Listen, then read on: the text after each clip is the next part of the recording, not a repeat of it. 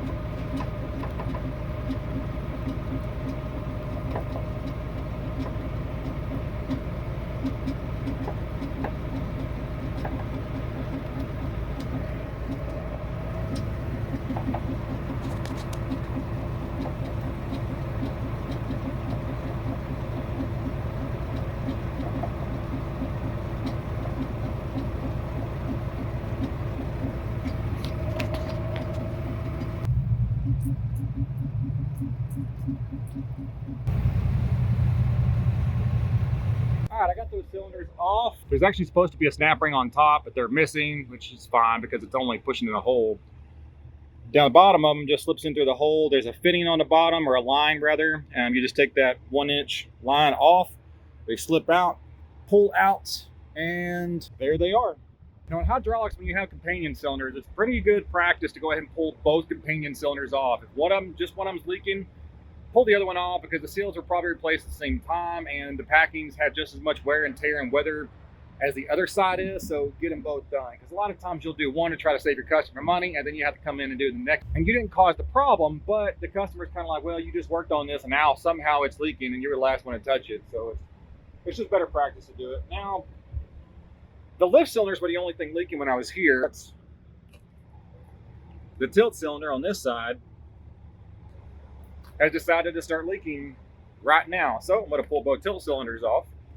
But before I do that, pull these bolts, get that floor out of the way, then I can show you the awesome throttle pedal setup, the broken throttle cable.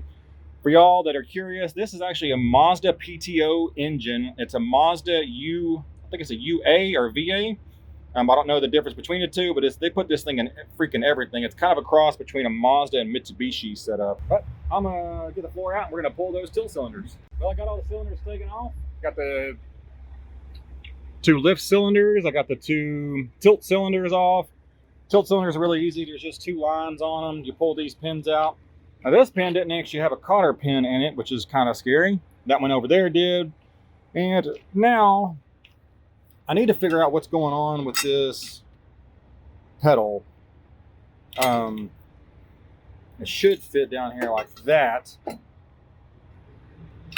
I'm gonna have to see if I can find a schematic, call the parts place, see if they can email it to me to figure out what's going on here and what's missing. Something's missing and I'm not sure what. So this is a perfect example of whenever you pull cylinders off, pull companion cylinders off. If you're working on a tractor or a loader or something, and it's got 2 cylinders, one of them's leaking, go ahead and tell the customer we're going to pull them both off, have them both done at once. It'll end up saving you time, money down the road, and save face with your customer. When you're working on this stuff, you want to make sure that you do the absolute most you possibly can to where you don't have to come back and work on it for a breakdown of something you just touched. A lot of you guys have written down in the comments, hey, how come you don't do step-by-step stuff anymore? Well, I've explained this, and somebody actually replied to another person, and I really thank you for that reply. Whenever I'm on a customer location, I'm billing them by the hour. I don't have time to set up a camera and get all these cool angles and a detailed how-to and everything. And I know you guys want to see that. But this is the only way I can show you the work that I'm doing and kind of give some tidbits of information along the way. That a lot of this is really simple stuff. So if there's something that you think you missed or you wanted an explanation, throw it down in the comments. Those guys down there in the comments have done thousands of these, and I've done a couple dozen myself. But push it down in the comments. There's guys that read it. There's viewers and subscribers that read it, and they'll answer those questions. And that's an excellent source. So hope you liked the video. The next step of this video is going to be putting them back on after they get done. The hydraulic shop will probably be next week, because I'm getting pretty booked up on work right now for the next couple of weeks. So hit the like button, hit the subscribe button, and get out and fix it.